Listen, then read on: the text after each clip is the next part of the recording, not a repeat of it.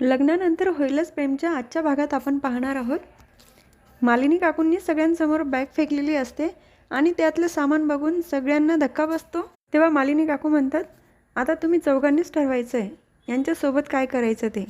आणि मला पूर्ण खात्री आहे हे रम्या आणि वसुताईंनीच केलेलं आहे. वसू आत्या म्हणतात, अगं मालिनी, मी असं काहीही केलेलं नाही आहे. रम्या म्हणते, बस आई, अजून किती वेळा विश्वास तोडणार आहे तू यांचा आणि माझा. आणि मला यातलं काहीच माहीत नाही आहे, तू काहीच नाही सांगितलेलं मला. तेव्हा मिथून काका म्हणतात, मला माहिती आहे या सगळ्यांची पोलखोल इथेच होणार आहे. तेव्हा विक्रम काका म्हणतात, रम्या, ही बॅग तुमच्याच रूममध्ये सापडली ना आणि तुला काही माहीत नाही. तेव्हा रम्या लगेच विक्रम काकांकडे जाते आणि सांगते, अरे मामा, मी खरंच सांगते, मला याबद्दल काहीच माहीत नाही आहे. मी काही कपडे ऑर्डर केले होते आणि जुने कपडे ठेवायला मला दुसरी बॅग हवी होती, पण मला माहीत नव्हतं या बॅगमध्ये काय आहे ते. मालिनी काकू म्हणतात, रम्या, हे तू बोलते, मी तुला तुझ्या जन्मापासून ओळखते. तू पारच्या प्रेमामध्ये किती वेळी झाली होती आणि कुठल्या थराला गेली होती ते. आणि माझी खात्री आहे की हे सगळं 16 डिसेंबरचं प्रकरण तुम्ही दोघींनीच घडवून आणलं आहे. कारण ज्या दिवशी पार्थ, नंदिनी, जीवा, काव्या हे फार्म हाऊसवर गेले त्याच दिवशी तुम्ही पण लग्नासाठी बाहेर पडलात आणि थोड्याच वेळाने परत घरी पण आलात आणि माझ्यासमोर चाक तुटलेली बॅग तुमच्या रूममध्ये घेऊन गेलात आणि त्याच बॅगेचं चाक जीवाला फार्म हाऊसवर भेटलं. हे कसं? या सगळ्याचा काय अर्थ होतो? तर वसू आत्या मालिनी काकूंकडे जातात. अगं, ते काय झालं माहिती का? तेवढ्यात रम्या म्हणते, आई, तू त्या दिवशी तास दीड तास गाडी साईडला लावून कुठेतरी गेली होती, म्हणजे तू फार्म हाऊसवर गेली होती का हे सगळं करण्यासाठी? तेव्हा विक्रम काका म्हणतात, आता हे काय नवीन? तेव्हा रम्या म्हणते, हो मामा, त्या दिवशी आईने गाडी बाजूला लावायला लावली आणि 1-1.5 तास कुठेतरी गेली होती. हे मला पण नाही सांगितलं. मी तिथेच वाट बघत बसली. आणि खरं सांग आई, यांच्या सगळ्यांच्या आयुष्यातलं 16 डिसेंबरचं काळाकुट्ट तूच घडवलंस ना? तर वसू आत्या पण रम्याकडे बघतच राहतात की ही काय बोलते ते. आणि सगळ्यांना तर खूप मोठा धक्का बसलेला असतो. बोल आई, उत्तर दे, तूच आणलं नाही या घरावर संकट. तेव्हा वसू आत्यांना आठवतं की त्यांचा रूममध्येच प्लॅन झाला होता. आपलं सत्य जर बाहेर आलं तर दोघींनी नाही अडकायचं. सगळा ब्लेम रम्या वसू आत्यांवर टाकणार आणि त्यांच्यामधला एक कोड शब्द असेल, संकट. तर लगेच वसू आत्यांच्या लक्षात येतं की त्यांचं हे सगळं ठरलं आहे. वसू आत्या 16 डिसेंबरचा गुन्हा मान्य करतात सगळ्यांसमोर.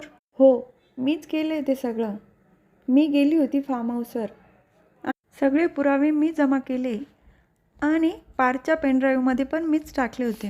तेव्हा रम्या वसू आत्यांजवळ येते, लाज वाटत नाही का ग आई तुला या सगळ्यांचा आनंद हिरावून घेताना? अगं, किती पापं करशील तू, विसरली का? आई वडिलांच्या पापाची शिक्षा मुलांना भोगावी लागते. तेव्हा विक्रम काका म्हणतात, बस झालं रम्या, बंद कर तुझं हे नाटक. तर रम्या लगेच तिथे जग भरलेला असतो पाण्याचा, तो घेते आणि स्वतःच्या अंगावर ओतून घेते. सगळे तिला थांबवतात. तेव्हा रम्या म्हणते, 16 डिसेंबरच्या दिवशी पार्थने त्याच्या अंगावर पाण्याची बादली ओतून घेतली होती आणि आज मी पाणी ओतून घेतलं. आज ही रम्या तुझ्या नावाने आंघोळ करते आई. तर वसू आत्या म्हणतात, असं नको बोलू बाळा. आणि मालिनी काकू तिला म्हणतात, अगं रम्या, शांत हो, तू शांत हो बरं आधी. वसूताई, काय केलं तुम्ही? बघितलं तिची अवस्था काय झाली ते.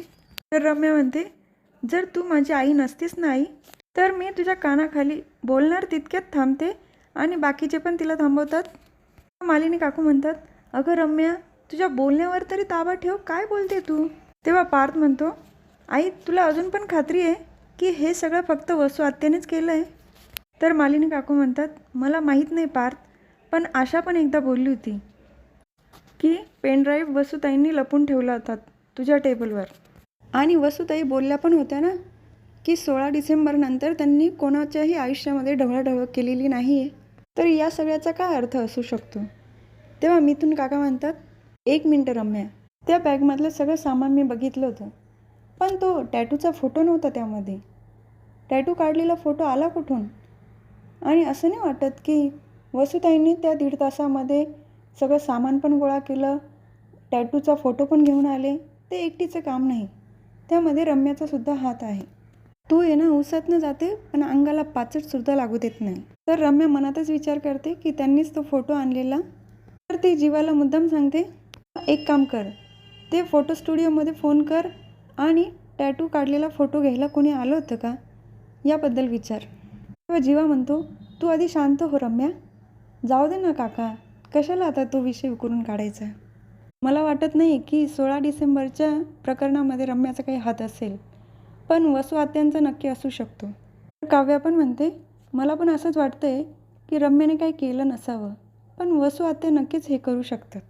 तर नंदिनी म्हणते, काव्या तुला एवढी खात्री आहे की रम्याने काही केलं नसेल? तर मिथून काका म्हणतात, नाहीतर काय, अरे जीवा काव्या ऐका, रम्यावर विश्वास ठेवू नका. तर विक्रम काका म्हणतात, बस झालं, हा विषय किती पण उगाळला ना मनस्तापच होणार आहे. आणि मालिनी आता तूच ठरव काय करायचं या दोघींचं ते. मी तर या दोघींपुढे हात जोडले.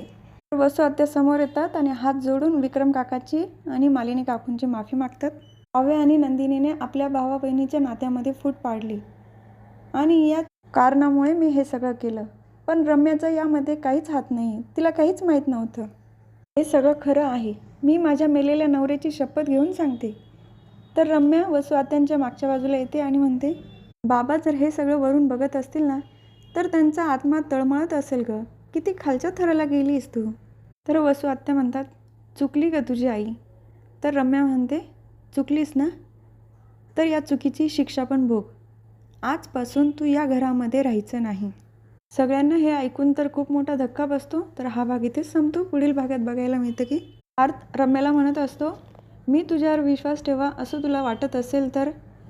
तेव्हा रम्या म्हणते, मी काय करायला पाहिजे की तुझा माझ्यावर विश्वास बसेल. तेव्हा पार्थ म्हणतो, लग्न करशील. तर रम्या हो म्हणते. तर रूममध्ये गेल्यानंतर वसू आत्या म्हणतात, तू होकार काय दिला लग्नासाठी. रम्या म्हणते, इथून पुढची स्टोरी ना इंटरेस्टिंग होत जाईल. तर हे चौघं पण एका रूममध्ये असतात. तेव्हा पार्थ म्हणतो, तुम्ही भोळसटासारखे त्या रम्यावर विश्वास ठेवताय. काव्या म्हणते, मला खरंच वाटते की रम्या बदलली आहे. तर नंदिनी म्हणते, मला अजूनही वाटत नाही की रम्या बदलली आहे. रम्या खरंच लग्न करणार आहे. तर हा भाग इथेच संपतो. उद्या पुन्हा भेटूया लग्नानंतर होईलच प्रेमच्या पुढच्या भागामध्ये. माझा व्हिडिओ आवडला असल्यास माझ्या व्हिडिओला लाईक करा, शेअर करा, सबस्क्राईब करा, बेल आयकॉन दाबायला विसरू नका. Tata bye and take care.